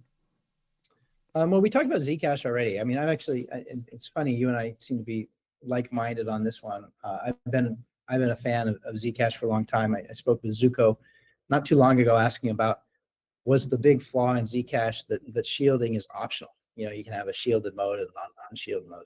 Here at BitGo and our regulated entities, we only support the unshielded mode as opposed to the shielded mode, and that's because the regulators prevent us from doing so. He doesn't agree, by the way. He thinks that actually having both is still good. He might be right. He's a smart guy. So look, I'm excited about getting privacy fixed, and I'm also excited about using multi-party or multi-sig technologies to solve the jurisdictional type problems. We really do need this. You can see it coming. You might be able to see it for yourself. Anyone listening should be thinking about, like, again, what's the threshold of net worth that they're willing to have self-responsibility for? It is a big, daunting responsibility with a lot of different ways to screw it up. And we need to make it way easier to use, and yet still protect against all of the principles we were trying to protect all the way back to before I was even in Bitcoin in 2010 and 2011. I remember when Taproot was being promoted, and there was consensus that there's a need for Schnorr signatures in Bitcoin. Taproot did not deliver all of that, but it brought some part of it. And one of the arguments being presented by some overly enthusiastic people was that Chainalysis is going to become obsolete because all transactions will look the same on the blockchain. But of course, this was only about a specific type of multisig using Taproot, which looks like any other type of multisig or any other type of Taproot transaction. But we never got much network effect for that one. And it's funny that we fall for these narratives and we believe that something is really going to push innovation forward, and then we discovered that reality is different. And I was going to ask you if you're excited about privacy technologies as much as I am on Bitcoin, not just Zcash. And what else? No, well, this one first, and I'll get to the second one. Well, let's see. I think as long as you've got transactions and trading going through regulated entities, Taproot or not, doesn't really matter. They will be able to trace those transactions after the fact. As you know, once the Taproot is revealed, when you sign a transaction, it gives a lot of information back. So I like Taproot technology. Don't get me wrong. I think it is enabling. Schnorr signatures, I think, are also good. Signature aggregation scheme. You can't tell who provided the signature with Schnorr, but then with Taproot, you can kind of put the two together and get some accountability. So look, I think it's a good tool, but just because it's a good tool and a good step forward doesn't mean it's sufficient. So I do not think transactions need to be traceable on chain. I think you ought to be able to deal with this from the regulated side, and that just like you should be able to pay cash. And I guess here I'm getting into my own philosophy. Look, I think two parties entering into a transaction as free individuals to enter into whatever that transaction may be, of course that should be allowed. And so I disagree with the war on cash. And so the strongest way to solve this is by having all transactions on chain, fully private, whether that's with a zero knowledge proof or other, I guess is yet to be seen. Back to the human nature problem, there's so many problems to tackle with just getting into digital assets, understanding what it is. How am I going to secure mine? Do I use a hardware wallet? What's this crazy mining stuff? Who is that Satoshi guy? There's so much that goes into just like getting your head in the space. Frankly, most people don't differentiate what we're talking about here with privacy of, okay, well, after I actually start using it, 10 years from now, I'm getting my paycheck in it. Are all my peers going to know how much money I make just because I received my payment, my paycheck in Bitcoin? Yes, they are, unless we change it. So I think most people just haven't grappled with that problem. It's a second tier problem from getting in digital assets in the first place. Do you believe that this increase in regulations is also going to create more demand for privacy? And I mean stuff like Monero, Zcash, whatever, and it's going to build parallel economies? Or do you believe that this is still a niche that will not really take off? I'm afraid it's going to go like TCP/IP, where it just takes so long to get applications and things built on top of the protocol when it's in a unprivate form, a public form, that by the time we actually have the applications and things on top of it that need the privacy, it's going to be really difficult to retrofit. The good news is, look, our software does move faster than it did in 1970 and 1980, but I'm afraid we're going to miss on privacy for decades. Really? That's your prediction, that we're not really going to have privacy for decades? Yeah, I hate to say it. I don't want that to be the answer, but I think, too few people understand and too few people care until it's just too late. Let me give you an example of what it means to not have security in TCP/IP. So TCP/IP, it starts off, we're making connection to each other. I'm going to talk to you. I send you a message, and a SYN message. You're going to send me an ACK message. I'm going to send a SYN ACK message. These things are completely unprotected. So anybody that wants to just interfere with communications, SSL or not, doesn't help you. You can just muck with the TCP transport layer and prevent you and I from talking to each other. And that's today. And then, there's been a little bit of transport improvement on the heels of HTTP2 and the Speedy protocol. There's another one called QUIC, came along, QUIC, which is a little bit better for being fast, but it has the same problem. Anybody can inject packets into the middle of it and trick both sides, basically preventing communication. This is not really a solvable problem without completely upending. There's one secure transport protocol I'm aware of that uses public key cryptography from a guy named Dan, University of Illinois, Dan, okay, he'll come back. Anyway, it would basically completely upend the control of TCP/IP. But it's really hard to retrofit. And how do you get people, all these machines, all these computers that have been deployed with TCP/IP to ever deploy with another transport protocol? By the way, it's part of why they said that you'd never be able to get HTTP 2.0 done either. You can get it done, but it takes a lot of will and it takes a lot of work and it takes 10 years. So the fact that we are basically at, the starting gate for privacy today tells me that we are at least 10 years away from anything meaningful on blockchain privacy. Are you excited about Bitcoin becoming digital gold, but gold meaning that it's held by custodians and it's expensive to transfer? Or do you believe that digital gold should have had an entirely different meaning, that you can mine it yourself and it's free to move around? Well, I think you created a little bit of a false dichotomy there. Look, there's a blend of these elements. Look, the number one thing that Bitcoin does today is the fixed supply, the immutable protocol that you can count on for storing value. We talked about a number of threats for how people might take that value from you, but the value part is absolutely there. So it is digital gold, and it's purely better than a physical manifestation of a gold bar. It's more difficult to counterfeit. It's more easy to transport. It's not subject to increased inflation just because the price of the gold asset goes up. Most people don't know this, but you get about 1.5%, 2% inflation in gold every year with new gold being mined. And as the price goes up, what do people do? Well, they go mine in harder to reach places. So the inflation goes up too, right? So inflation on gold keeps going higher as the price of gold goes up. Bitcoin is the only product that is immune to that effort. So I am very excited about Bitcoin as digital gold, and I think it does a great job of it. I guess I disagree with your characterization on the alternate side of it.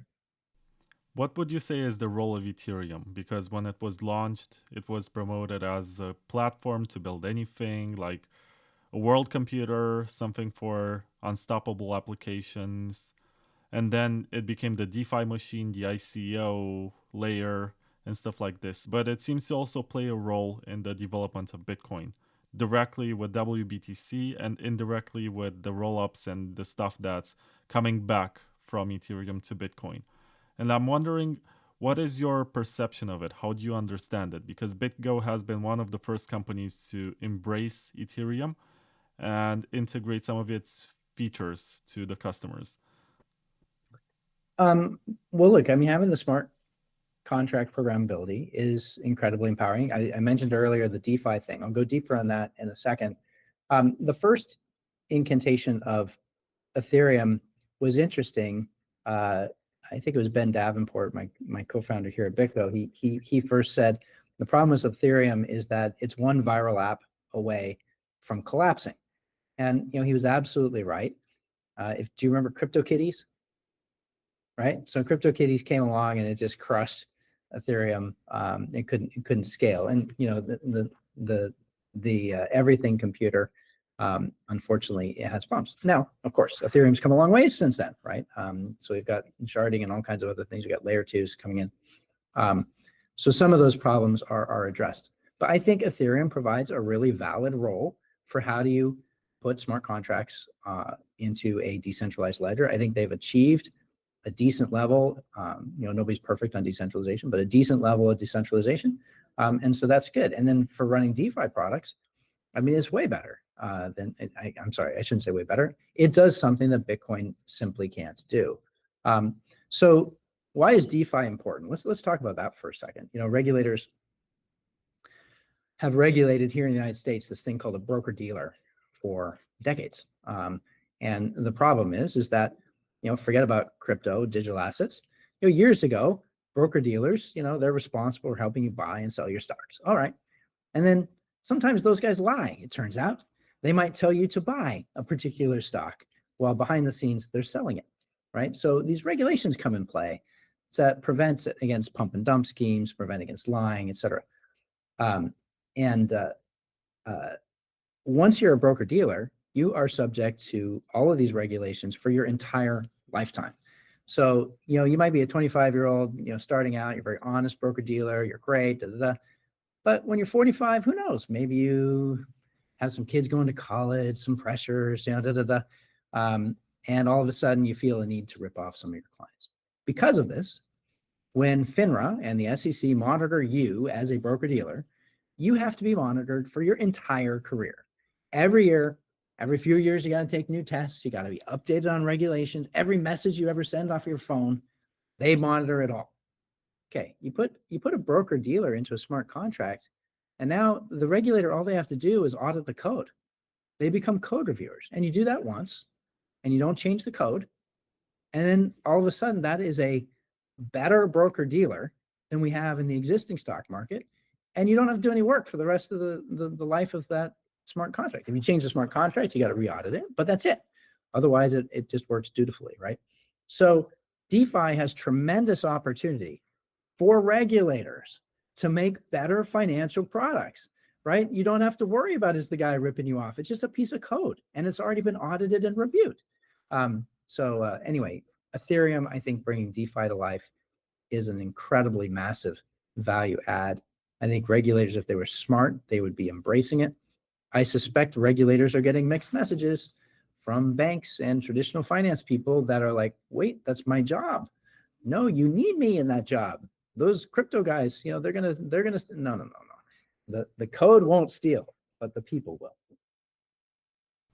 Tomorrow is January the 3rd, which marks the 16th anniversary of Bitcoin. And it's really impressive how far we have come in only 16 years. I guess most people who got in, maybe in the first 2 or 3 years, they didn't see it as potentially becoming this big. Maybe that they were thinking it's just for some libertarians to trade some coins over the internet.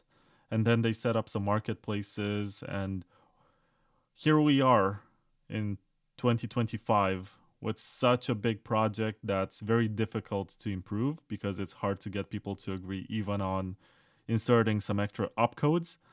And it's also so big that governments are getting involved to purchase and not just regulate. And I want to ask you, based on the experience that you have with TCP/IP and the internet and the way that it was developed, where do you think Bitcoin is heading in the next 10 years or 16 years or even more?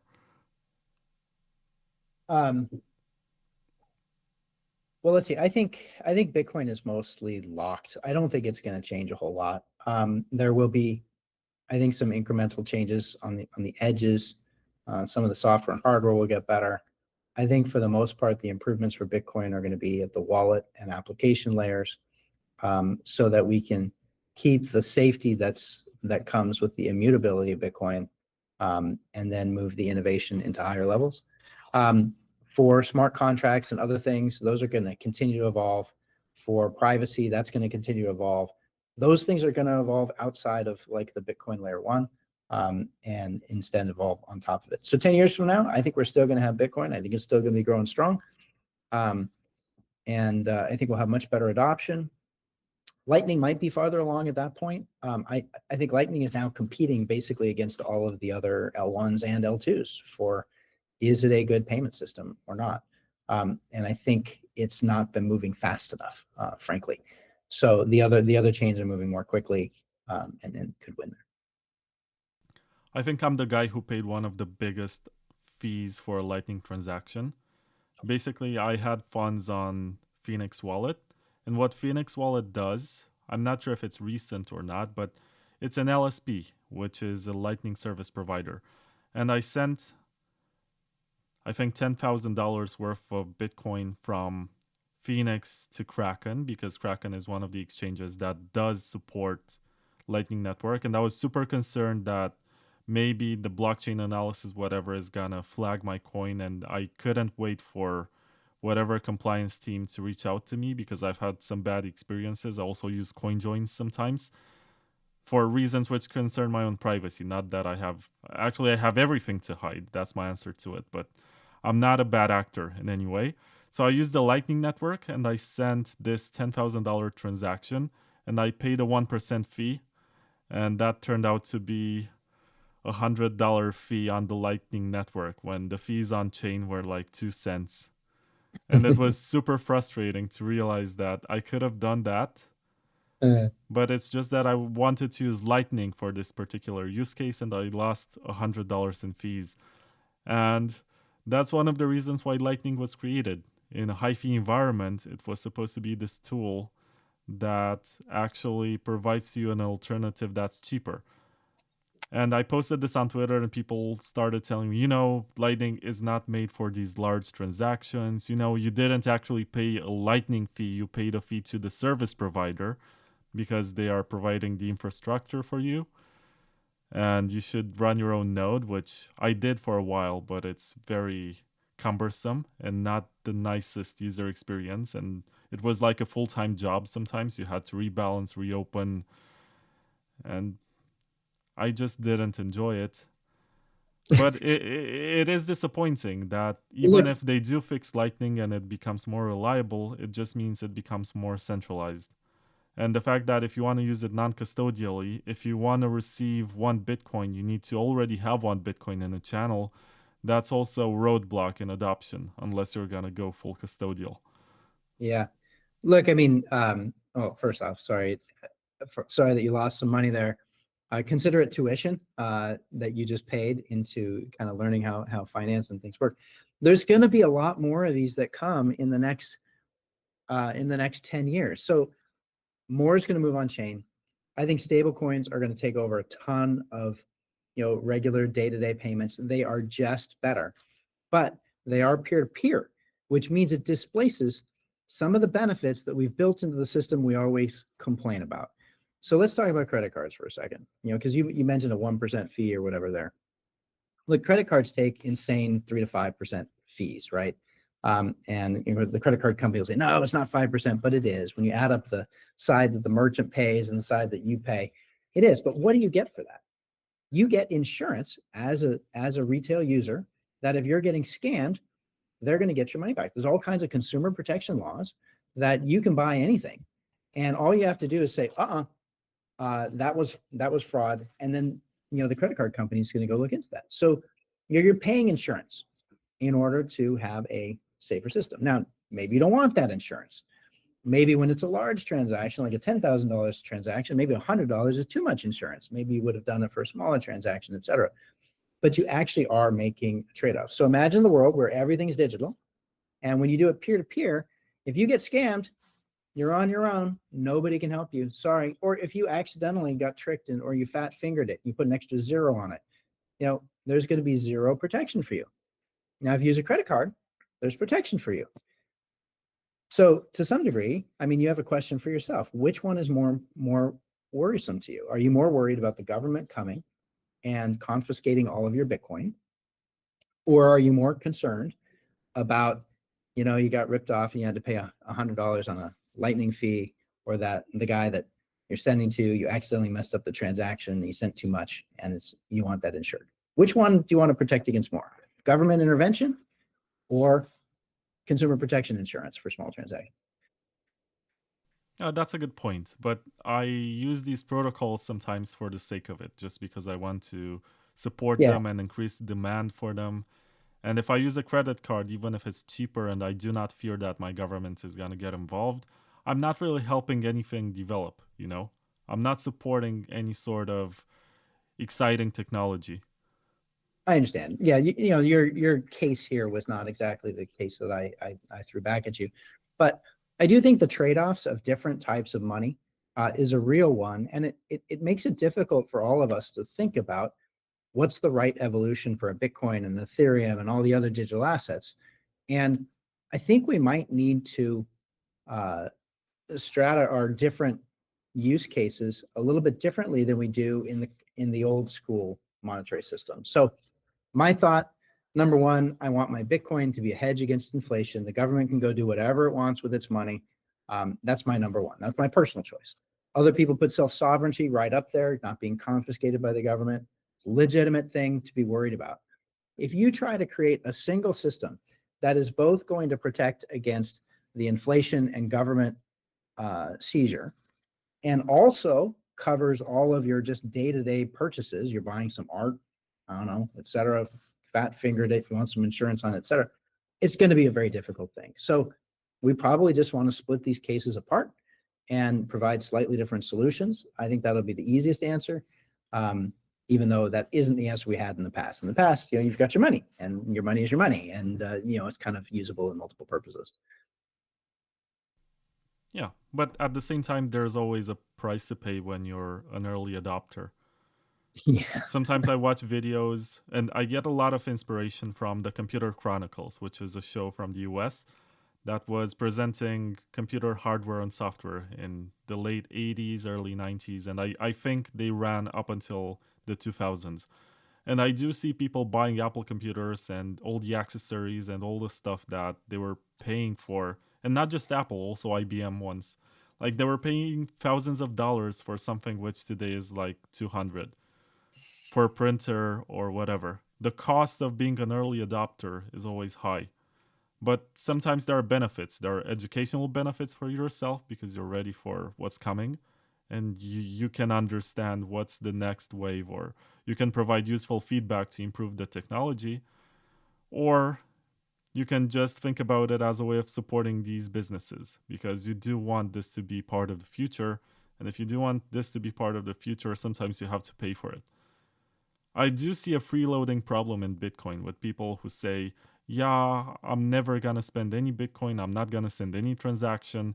They're secure in cold storage. And the question is, okay, but when you need to send them for whatever reason, what if you're not going to have the kind of security?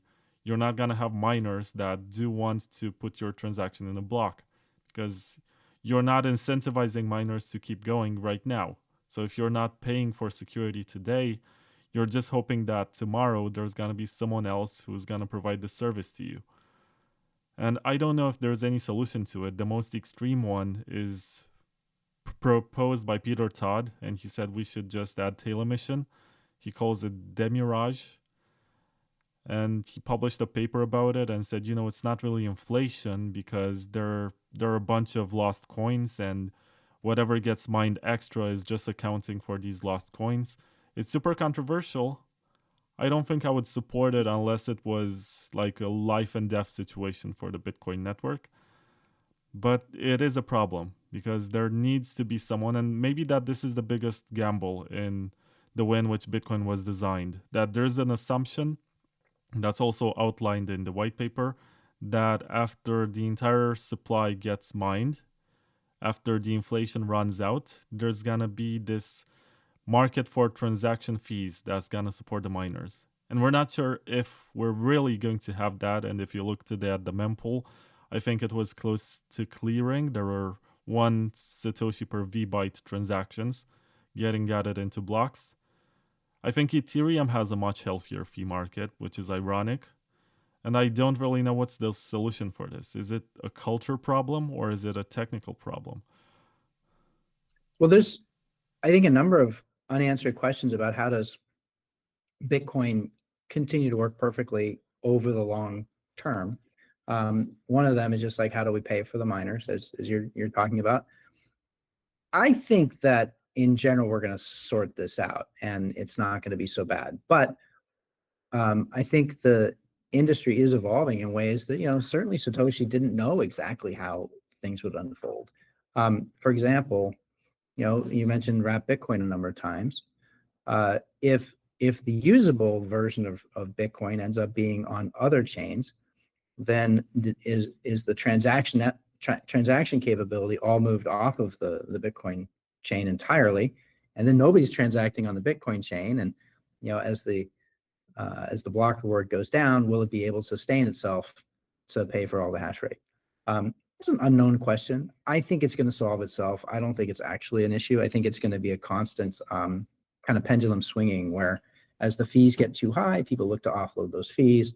As the fees come back down, the usability comes back into play, and then they're able to use it again. So, that's an unanswered question, and I think it just gets figured out. Another one that you hear people talking about a lot lately is, quantum computers, and will they be able to crack cryptography? Like, I think it's good that people are worried about that and thinking about it early. I think the quantum technology is actually quite a bit less far along than we need to worry about. I think we got at least 10 years. This is something that probably does have to get addressed at some point. So I don't know. The fact that there's unknown things that still need to be solved, to some degree, every financial system is a bit of an experiment. Heck, even US-based capitalism, it's a bit of an experiment. There's this experiment called democracy, it's called capitalism, and is it going to work over the long term? We tweak the rules a little bit to try to make it better. Sometimes we agree with those rules, sometimes we don't agree with the rules. I think Bitcoin goes through some of those same gyrations. Yeah, you're super optimistic, but you did outline something which Paul Pewee was more, how should I put it? He was more nonchalant in saying, I believe the future of Bitcoin is not on the Bitcoin blockchain. It's going to be on some other layer, some other network that's going to perpetuate this system with 21 million coins. And maybe it's going to be another blockchain. Maybe it's going to be a database or something else entirely. But Bitcoin can survive on the long term without miners, or can survive as a proof of stake system. And that's another conversation that's interesting, because this can be an option, even though it's ideologically opposed to what Bitcoin is, and the hardcore users of today oppose it. You never know what's going to happen in the future, and to which extent. Right now, mining is the race to the bottom, searching for the cheapest form of electricity.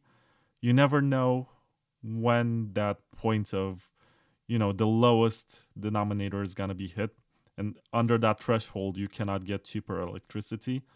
And maybe industrial mining is not going to be profitable anymore, and you go back to home mining, and it's going to be the users sustaining the network, possibly, out of support, as a hobby, because they do want the network to succeed and they do need the transactions to get mined. Yeah, look, I do agree that I think Satoshi was, if Satoshi existed today, I think he would be surprised by how quickly mining got centralized. I think that was an unanticipated thing. Pools of, mining pools also, I think kind of caught him off guard.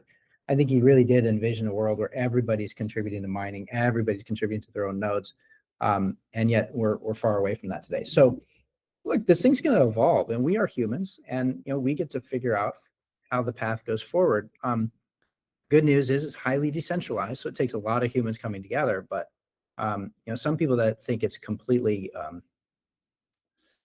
I guess, invulnerable to change, I think they're partly mistaken. Here's an example. Let's say tomorrow a hack was found for ECDSA signatures, and large amounts of money could be taken from kind of anywhere. What would happen? Well, we all just say, shucks, I guess Bitcoin didn't work. And when it goes to zero, we'll go back to something. No, that's not what's going to happen. What's going to happen, the community will come together. They will figure out a fix, a patch. Some people will be vehemently upset about it. Other people will be like, this is the best compromise. But in general, I think we will get to a decent solution. We will fix the vulnerability. Bitcoin would take a big hit, but we would move forward and move on. And look, I don't think that's going to happen, or it's going to be a cryptographic hit against Bitcoin. So please don't take it the wrong way. I think actually to some degree, people should take comfort in the fact that, like, this is what would happen if we got to the point where something was just completely broken with Bitcoin. People would get together and we would figure it out and we would rebuild the blockchain. So look, Bitcoin has a huge network effect, which is being built and getting stronger by the day.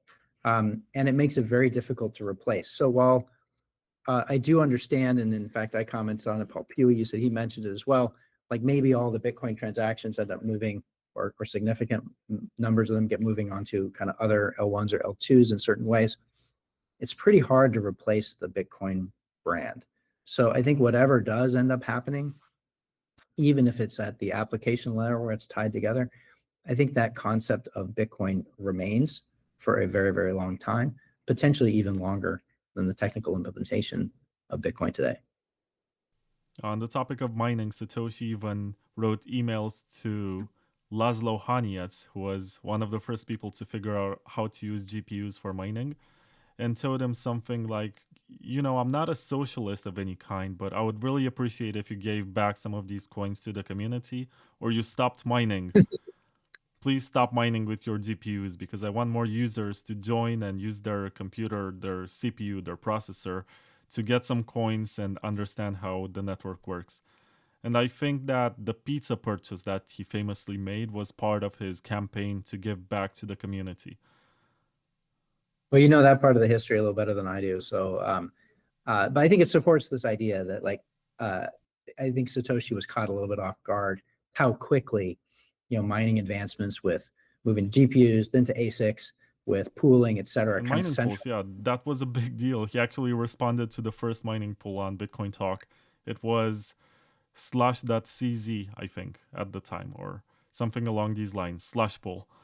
Yeah, and he did say that it's pretty cool, but he did not foresee this. He had this naive idea that everyone was going to compete with each other and use their own CPU individually and not put their hashing together. Yep. So yeah, whenever you look for wisdom in Satoshi's words, just remember that he did not know everything. He was not a time-traveling alien. He was not some sort of genius. He put together some elements, and it's very hard to believe that he was a 3-letter agency, because if you look at the 0.1 version of the code, it's basically super hacky and uses instructions in C++ like printf, which are a bit amateurish.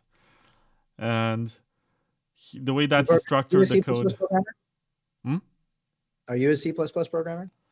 Sort of amateur. Like, I would never claim to be this smart to invent Bitcoin, but the way that it's structured is not something that you see, when you're looking at the code of a seasoned C++ programmer. And also, he had a broken marketplace and a game of poker that were part of the code and later removed. Why the hell would some sort of professional NSA cryptographer who publishes this to enslave the entire world with this surveillance system put that in there? And of course there is a conspiratorial answer for that, but I do believe that Satoshi was well-intended and was this pure researcher, possibly an academic, who found ways to combine existing elements into something that previously did not exist, or at least not in this way. And it's pretty cool. We're still using it today. It's still getting improved and refined. Maybe it's going to make the world a better place, or maybe not. Who knows? I did a lot of coding when I was coding, and probably the language I coded in the most was C and C++. I think I have empathy for Satoshi, whatever he did. I don't know that it's evidence of much, other than one thing. You've probably read the book 0 to 1, Peter Thiel. No, I haven't. Okay. Well, 0 to 1 discusses a number of things, but one of them is that there's builders that take something from nothing and turn it into something, one. And then there's people that can take that something that works and turn it into something that's scalable and awesome and great. And the challenges that you encounter in each phase, that is going from the 0 to 1 phase, getting off the ground, and then going from the 1 to making it operationally efficient and scalable and performant, is very different. So to me, I think Satoshi looks like he was very much a 0 to 1 type of guy. It's a unique talent. It's something that, some people that can be, very polished, great programmers, figure out, exactly how to scale these things, et cetera. The 0 to 1 people often don't have. But those 1 to many guys often don't have the ability to kind of take these primitives. So like, oh, wait, how do I do this SHA hashing? Combine that, with cryptography, combine that to make mining. They wouldn't have that skill per se. So I think it is two different skills. He clearly was on the 0 to 1 side. Whether he's from the government or not, I don't know. I don't really think so, but I try to not pay too much attention to that. You probably know more. Yeah, and tomorrow is the anniversary of this beautiful network, which is still running. You mentioned something about coordinating to fix issues, possibly having a hard fork. I guess that's what it means. There was such a case in 2014 when Mike Hearn tried to upgrade the database system. It was Berkeley DB, if I'm not mistaken. And basically the network went down for a few hours. And everyone got together, all the mining pools, all the nodes, and they ran the previous version, and then they upgraded to one that was actually working and found consensus. And I do remember Vitalik, I think, published an article in Bitcoin Magazine and argued that this was a proof of centralization in Bitcoin. But it's the kind of centralization that's acceptable when people find the situation of crisis and they finally agree on something, that they need to do something to address whatever the case was. Look, there's been a few of those, and sometimes you find a bug, which could be critical, and fortunately, it's often found by white hat hackers, and so they fix it and figure out how to streamline that in. We talked about Zcash a fair amount. You're probably aware that there was a bug in the zero knowledge proof side where somebody could have, in the early days, printed themselves as many Zcashes as they wanted. And an interesting element of this, which is different than the public chains, is like when you have a bug like that that's behind the zero knowledge proof, there's actually now no way to tell if anybody ever exploited that bug because it's inside of a zero knowledge proof. Now at this point, it's been many years and they fixed it. Zuko could give you all the details in crazy depths. But it's a fascinating concept, which is that same bug happening in an unshielded program, blockchain like Bitcoin, you can tell if anybody exploits it. If somebody goes and gives themselves a bunch of Bitcoin, but in the privacy world, it actually gets harder from the technology perspective. Anyway.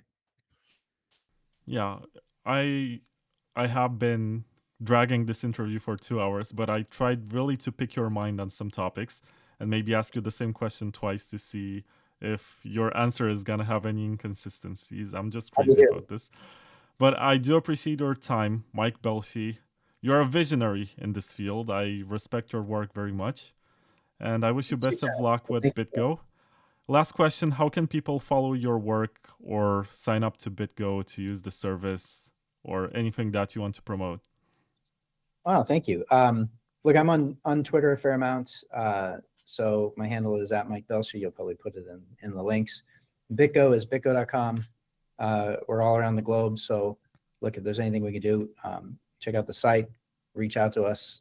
We're always looking for feedback from people to make the product better. So if it doesn't work perfectly for you, let us know.